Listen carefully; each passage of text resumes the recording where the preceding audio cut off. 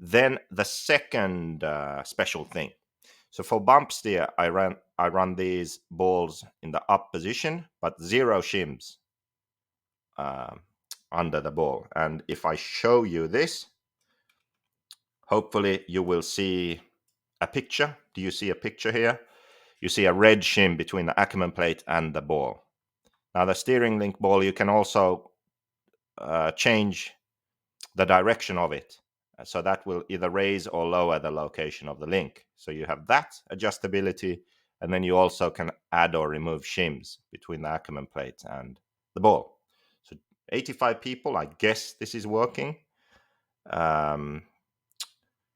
Just someone write a comment if you see this picture with the red shim. Anyway, this is the standard setting, a 2 mil shim between the ball and the Ackerman plate, and on the outside there's no shim.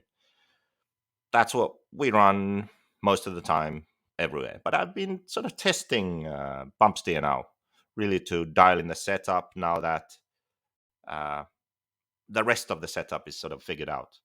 And what I did here was I actually removed this shim. So why did I remove the shim? Let's figure that out. So it has to do with Bumpsteer. So let's see if this video works. Hopefully you see a video on screen now. Let's see now. So this, normally when people think about Bumpsteer, they just think about the car and how you compress the suspension and maybe the front wheels toe out when you compress it and then go back. But looking at the car and the Bumpsteer when the wheels are straight is less interesting. To really understand how it affects your handling, I think what makes more sense is to look at the outside tire when you turn the wheels. So you turn the wheel, and this is now the outside tire. So the car is heading down the page here, and the car is turning left. So if we now try and play the video with this amazing internet we have, let's see what happens. So what I do now is I compress the suspension. And you can see how the steering angle changes. So now the steering angle is less. So it's towing out. And then when I raise the suspension, you can see it goes back. Now, here's the thing. Let's think about that. What happens? When you enter a corner, you steer the wheels and the front dives. That means that outside tire that's dominant because the load is transferring onto the outside tire as you're turning. The outside tire is more important for turning into a corner. When it bumps out like that, it smooths out steering into the corner, right? So toe out as the suspension compresses can smooth out your steering. But I was having an issue where I felt like my car was smooth into the corner, but then sort of, especially in this long sweeper on the track where you turn in, then you get on power, what I felt was my car would begin to oversteer, or if not oversteer, just turn more when I got on power. So let's think about that. So right now, the front end has collapsed. It's compressed. The front tire has towed out. Now we are mid-corner and we start to get on power. So when we get on power, what happens? The front will go up. It will rise. And watch what happens to tire. If we play the video,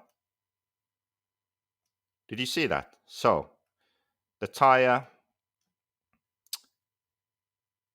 now the front is compressed. Then we get on power. The front decompresses and rises. And the outside tire, boom, did you see that? Turns more. It goes back to more steering angle. So the problem with a bump steer setting like this, which maybe looks just fine when your wheels are straight and you say, oh, I have a bit of bump out on compression.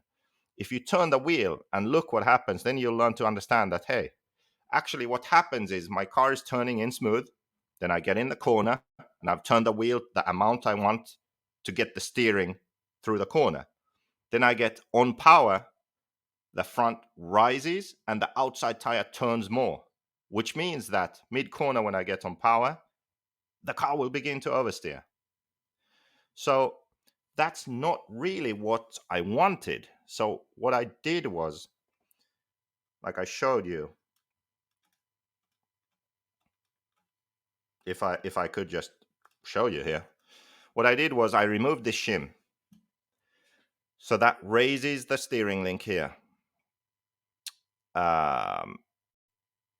What that does is it reduces the toe out on compression.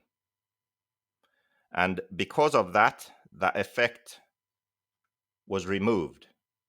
This effect was removed where when I get on power, the wheel turns more. I removed it. So now when I got on power, the wheel didn't turn more, which meant that I got in the corner, I got on power, the steering of the car didn't change. It felt much more linear. And I really liked that. So that was a very good setting I did. So I have up and up on the steering link balls and 0 shims in each end.